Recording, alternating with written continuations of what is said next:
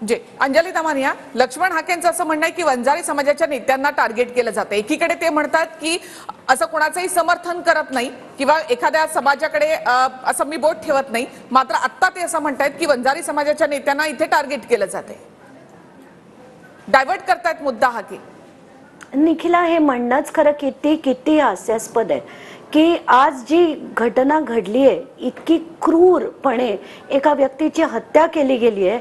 आणि आज मी त्याचा ना पूर्ण PCR रिपोर्ट वाचला की वाल्मिक कराड यांना जेव्हा अटक केली गेली आहे त्याचा जो PCR रिपोर्ट मी वाचला आणि इतका धक्का बसलाय मला की ह्या व्यक्तीनी म्हणजे वाल्मिक कराडनी, सुदर्शन गुलेनी आणि त्या विष्णू चाटेनी अनेकदा अवादा कंपन्यांच्या त्या माणसाला अनेकदा फोन केले, धमक्या दिल्या, तुझे पाय तोडून टाकू म्हटलं, त्याला अपहरण केलं त्याचं।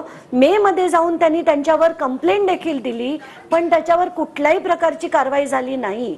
आणि परत कारण अवादा कंपनीचं जे हेडक्वार्टर्स होतं ते मसाजोगमध्ये होतं आणि तिथे जेव्हा परत त्यांनी धमकी देण्याचा प्रयत्न केला आणि एका सिक्युरिटी गार्डनी फोन केल्यामुळे संतोष देशमुख तिथे धावून आले आणि जे झालं ते आपण सगळ्यांनी बघितलं।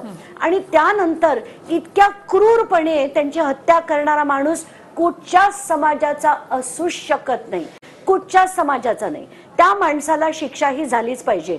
आणि आता आपण वाल्मिक कराडचं नाव का घेतोय, कारण त्या PCR मध्ये रिपोर्ट मध्ये लिहिलंय की अनेक वेळा मे महिन्यापासनं वाल्मिक कराडच्या फोनवरनं विष्णू चाटेनी फोन केले होते आणि या तिघांची नावं मे महिन्यापासून घेतली होती त्या माणसानी।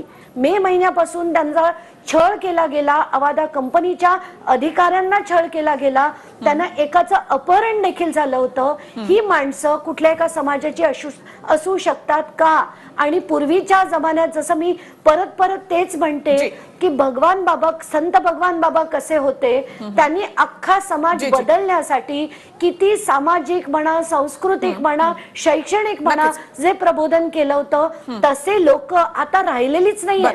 आता समाजाचा वापर होतो, कोणी मराठा समाजाचा वापर करतो, कोणी वंजारी समाजाचा वापर करतो। लक्ष्मण हाकेने तिथे हात वर केला।